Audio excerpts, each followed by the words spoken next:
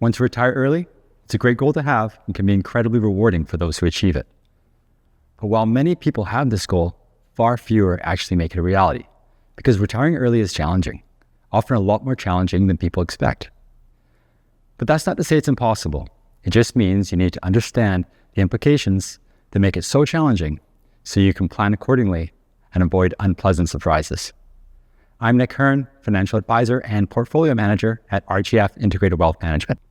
And in this video, I'm going to walk you through some of the biggest implications of bringing your retirement date forward so you can take them into consideration and create a plan that's realistic and achievable.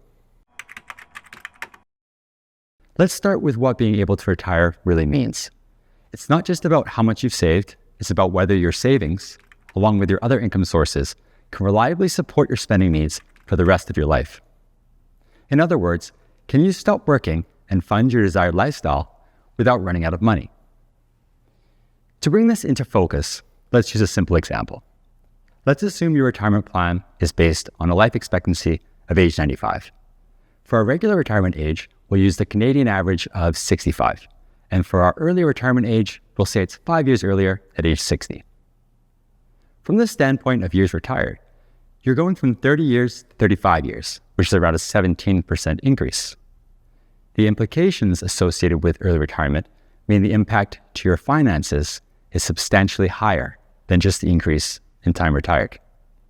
We're going to look at 4 of these implications, and we'll start with some of the more obvious points and end with considerations that are easily overlooked. First, you're no longer saving for retirement. This one's pretty straightforward. When you retire early, not only do you start drawing down your financial assets earlier, but you also stop adding to them earlier. This could be money you're consciously adding to personal investment accounts, or systematic contributions like participation in your employer's RRSP matching plan. You also stop receiving retirement benefits that happen automatically during your working years. Because these benefits happen behind the scenes, they're less noticeable and much easier to overlook. CFP contributions are one example. If you review your pay slip, you can see your mandatory contributions show up as payroll deductions. But you'd have to look at your T4 to notice the contribution made by your employer.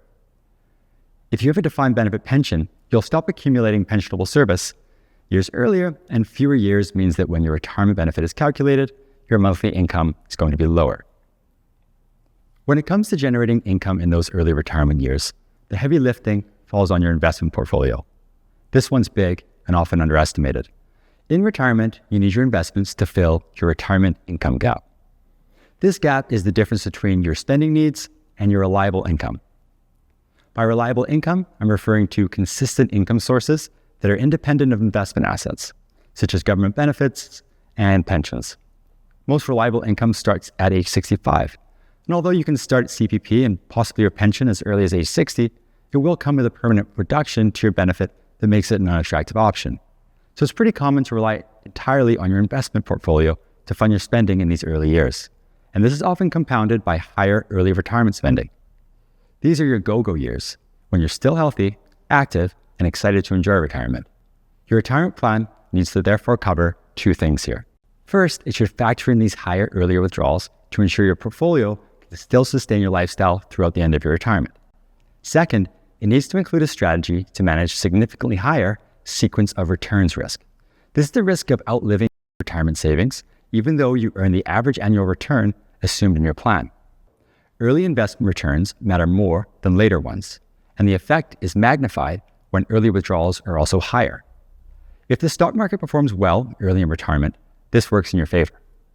But if markets drop just before or just after you retire, it could deplete your portfolio at an alarming rate. There are also tax benefits for retirees that are only available from age 65. If you're married or in a common law relationship, the most impactful may be the ability to income split your RIF payments. This provision allows you to shift income from a higher income spouse to a lower income spouse, reducing the combined taxes paid by the household. It's one of the most powerful tax planning tools in retirement, but it's only available once you turn 65. Retiring early isn't just about adding a few extra years to retirement. It means giving up savings opportunities, increasing market risk, and missing out on tax advantages tied to age 65. But none of this means you can't do it. It just means your plan must be realistic, and well thought out. If you want help assessing your retirement plan, our free Retirement Income Planning Toolkit includes helpful checklists and planning tips. You can download your copy by clicking the link below. Thanks for watching. If you found this video helpful, please consider liking and subscribing for more content on Canadian retirement planning.